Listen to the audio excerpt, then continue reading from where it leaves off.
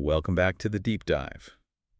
You know, if you've ever found yourself standing right in the middle of, say, a beautiful heritage site or maybe a busy zoo, desperately trying to fold one of those huge paper maps. Oh, yeah. While trying to actually see something amazing. Exactly. While trying to capture that fleeting moment of awe, well then, the kind of conflict we're diving into today. Yeah, that tension, it's between wanting that authentic, screen-free physical experience Mm, and the modern expectation for everything to be, well, immediate and digital. mm. That's really the core challenge for attractions everywhere now. So we've gathered quite a stack of research reports focusing on these guest experience mobile apps, specifically at places like zoos, conservation parks, historic sites, that sort of thing. Right. And the central one we're tackling is this.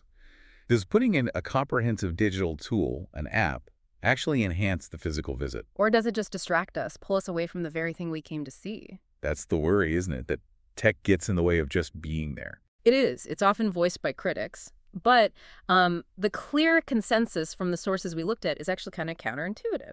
Oh. It seems that when these apps are really well designed, expertly designed, they don't detract. They actually act as a powerful amplifier. They enrich the moment rather than competing with it. Okay, an amplifier. Mm-hmm. So if you're listening and trying to figure out if this kind of tech investment is, strategic, our mission today is to unpack exactly how that amplification works. Makes sense. We'll look first at the sort of tangible value these apps bring, by getting rid of common Or headaches. friction points. Right. And second, we'll analyze the specific design principles needed to, well, mitigate the risks, like distraction or technical frustrations. Good plan. Okay, let's unpack this then. Let's start where pretty much every potentially stressful visit begins. Yeah. Logistics. Yes. Because, before you get to the magic, you got to get through the gates, find the nearest bathroom, locate that one specific exhibit you promised the kids you'd definitely see. Exactly. And I think we really underestimate how much mental energy just gets consumed by that kind of logistical friction. Sure. If you arrive already stressed, that stress just immediately diminishes the quality of the whole experience. Apps can be phenomenal at clearing away all that clutter.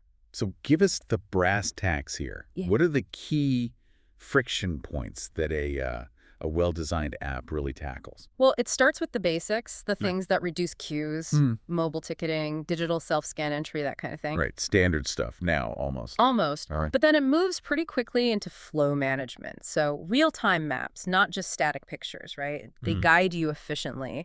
And then more complex features might include queue management for popular exhibits, the ones that are time-sensitive maybe, or even pre-ordering food and merchandise. So you spend 0 time in the burger line. Exactly. And maximum time actually watching the giraffes or whatever you came to see. So the real leverage here, the amplification maybe, is that by removing that stress and optimizing the flow, we're actively protecting the authentic moment the visitor actually came for. That's it. You're not thinking about wrestling with that giant paper map. Yeah. You're hopefully fully present with the environment. That's the crucial so what, really. Visitor satisfaction at these kinds of sites just so closely linked to authenticity, isn't it? Yeah. The sort of uninhibited joy of connecting with a lion or, the profound sense of history in a castle courtyard. By taking away the practical annoyances, the app just acts as this silent helper. Right. It lets the visitor relax and actually engage with what matters most. Okay, but here's where it gets really interesting, I think. Because once the logistics are handled, the app can kind of shift gears, right? From being just a utility tool to being a proper interpretive guide.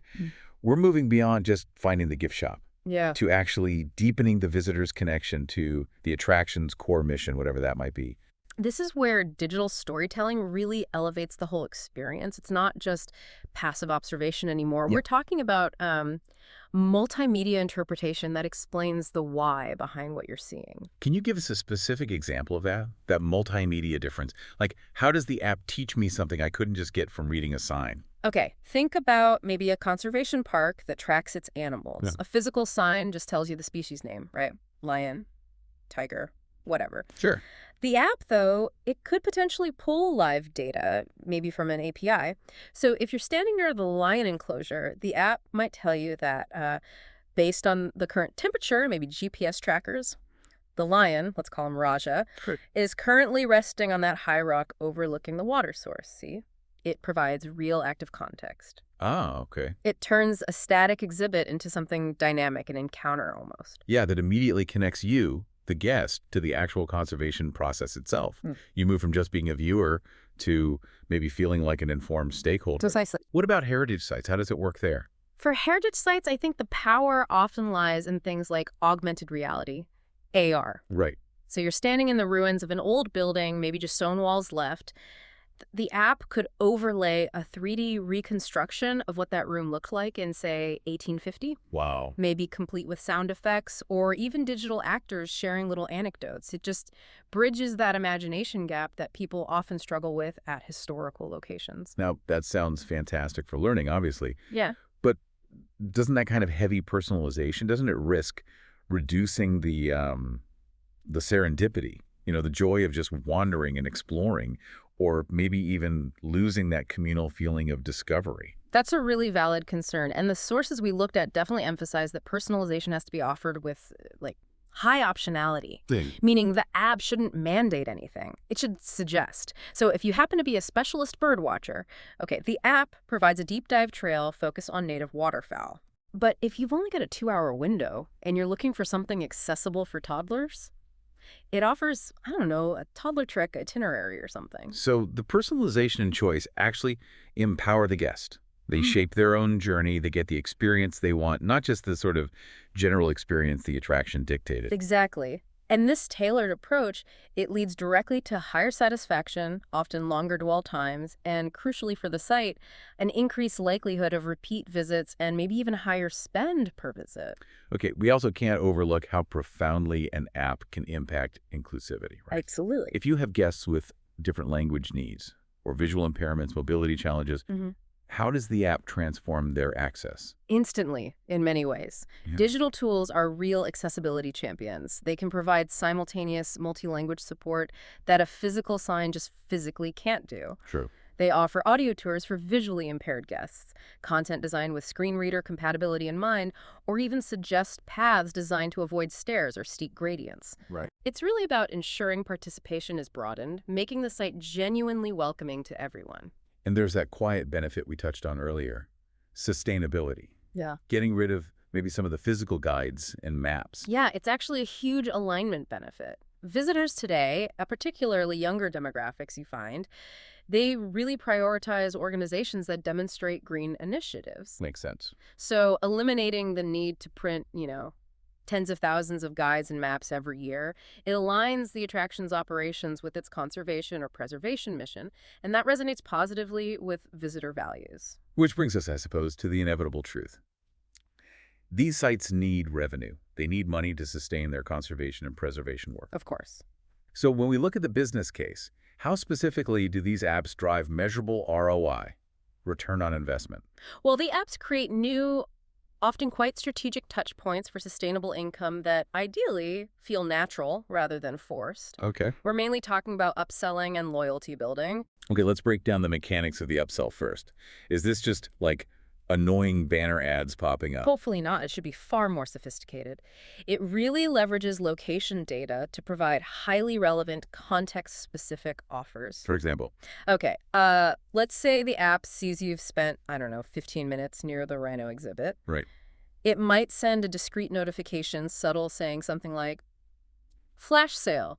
Book a premium Rhino Keeper experience for 20% off starting in 45 minutes. Ah, okay. Creates urgency and relevance. Exactly. It potentially converts that passive interest into premium revenue. And what about loyalty? How do you secure repeat business or maybe memberships through the app? By making membership benefits really visible and easy to use, things like digital membership cards right in the app, maybe exclusive app-only content, reminders about upcoming member events. And maybe more subtly, the app can facilitate really smooth donation pathways, making it easy for visitors to, say, tip a keeper after a great presentation or contribute to a specific conservation project they just learned about. So it's revenue generation, but tied directly back to that emotional connection the app helped foster. That's the ideal, yes, when it works well. Okay, that all makes a lot of sense. But now we really have to turn to the critics, the downsides. We started by asking if technology detracts, and the primary fear is definitely that distraction risk. The heads down problem. Yeah. We've all seen it, right? People walking around some majestic setting just glued to their screens. If the app is providing all this value, how do we stop the phone itself from becoming the main attraction? Well, the sources we looked at are pretty adamant about this.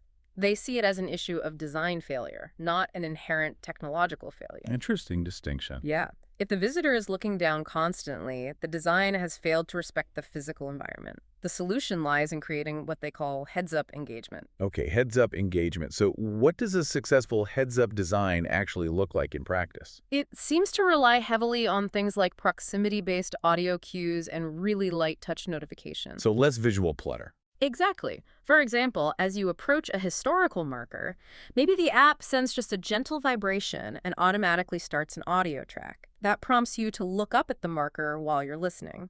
Instead of a big pop-up banner. Right. Avoid those visually disruptive things that demand screen interaction. The app should trigger a connection with the environment, not demand attention away from it. Okay, that leads directly, though, to the core technical challenges you get in these kinds of places, right? Parks, old buildings. Yeah, definitely. Cell service is often spotty or non-existent in deep wilderness areas or inside thick-walled historical buildings, and visitors might be spending 6 hours outside with no easy access to power outlets. How do you mitigate that technical frustration? Reliability is absolutely paramount. There's no point otherwise. Apps have to be engineered for offline use. Meaning? All the essential interpretive content, the mapping, it should all be downloadable, ideally right when you enter, maybe over Wi-Fi at the gate. So a dead zone doesn't kill the experience. Exactly. It ensures that a dead zone in the middle of a safari park doesn't suddenly render the whole tool useless. And, crucially, developers have got to focus intensely on optimizing battery consumption. And yeah, that's a big one. Because a 6-hour visit means a typical high-drain app will kill someone's battery halfway through the day, and that immediately damages satisfaction, obviously. Yeah, big time. Okay, what about the risk of digital inequality or exclusion? If the site becomes too reliant on the app, aren't we potentially alienating guests who maybe don't own a smartphone or perhaps just prefer a completely analog experience? This is critical. The sources stress that the mitigation strategy has to ensure that digital complements but absolutely never replaces the foundational physical experience. So you still need the old ways too. Yes. Signage must still be clear and present. Staff need to be engaged and accessible for questions. And printed maps or interpretive materials, they must remain available, perhaps upon request. The app has to be seen as an enhancement, not a barrier to entry. Okay. We talked about personalization earlier, but there's a flip side, isn't there? Over-curation. Yes. If the app holds your hand too much, does it kind of eliminate the joy of getting slightly lost and making your own discoveries? It absolutely can, yeah. Which is why best practice really dictates preserving that optionality we mentioned. Right. The design needs to offer suggested trails, maybe the greatest hits tour or something, while simultaneously making it really easy for the visitor to just pause the navigation, wander off path, and engage in that spontaneous exploration. Guide, yes. Mandate, no. That sums it up nicely. Okay, and we covered the business case, but what about commercial overreach? When does the focus on revenue generation turn the app into just an annoying sales pitch? Yeah, the balance is everything here. The thinking is, if the app is consistently delivering high value, whether that's through crucial information, genuine entertainment, or real convenience, visitors tend to be far more tolerant and receptive to the occasional commercial touchpoint.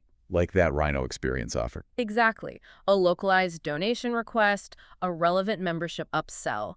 But if that value exchange stops, if the app feels like it's just trying to sell you stuff, Then it becomes spam. it becomes spam and it gets deleted immediately. The relationship breaks down. So if we sort of synthesize all these mitigation strategies from the heads-up design to technical reliability, avoiding exclusion, what's the ultimate key principle? What ensures the app acts as a positive force? I think it boils down to two core things based on the research. First, relentlessly give visitors choice. Okay. They have to feel empowered to interact digitally as much or as little as they personally prefer. They tailor their own intensity level. In a second. Second, prioritize meaningful content. The focus absolutely has to be on rich educational storytelling that genuinely reinforces the site's mission, not just, generic low-value gamification that's just there to occupy time. And that choice and quality, they can't just be set once and forgotten, right? It's not static. Absolutely not. The most successful apps aren't treated as a finished product launched into the world. They're seen as part of an ongoing visitor strategy. So constant tweaking. Pretty much. They have to constantly iterate based on feedback, analyzing what features people actually use, what they ignore, and ensuring the app is integrated holistically within the organization's entire visitor strategy, from marketing right through to on-site operations. It has to be a living tool, always improving. Okay. So what does this all mean then for the listener, maybe trying to decide if these tools are worth the often significant investment? We started with that tension, didn't we? Between the physical and the digital experience, fearing that digital would kind of win out and destroy authenticity. And the conclusion seems quite powerful. These mobile apps, when thoughtfully executed, are not actually a threat to authenticity. They are, potentially, a means to remove the very human barriers, the stress, the confusion, the lack of context, that actively prevent guests from connecting deeply. Connecting with the physical site, the animals, the heritage they actually came to enjoy. So they really are that amplifier you mentioned at the start. They extend the magic of discovery. Yeah, by clearing the path, removing those obstacles. Enriching the visit through personalized and engaging learning. And even strengthening the mission delivery by providing those sustainable revenue pathways we talked about. Right. Ultimately, the source material really tells us that the true measure of success for any digital tool at a major attraction like this isn't really just how many downloads it gets or even how much ancillary revenue it drives. What is it then? It's whether it gives every single visitor the best possible chance to connect deeply with the site. That deep, lasting connection that's the real, non-negotiable goal. And achieving that connection requires both, doesn't it? It needs the breathtaking physical setting and the seamless, maybe almost invisible, digital guide working together in concert. So the next time you find yourself immersed in history or nature, maybe remember that the most valuable digital experience might just be the one you barely notice. Because it's so focused on keeping your eyes pointed up at the amazing world around you.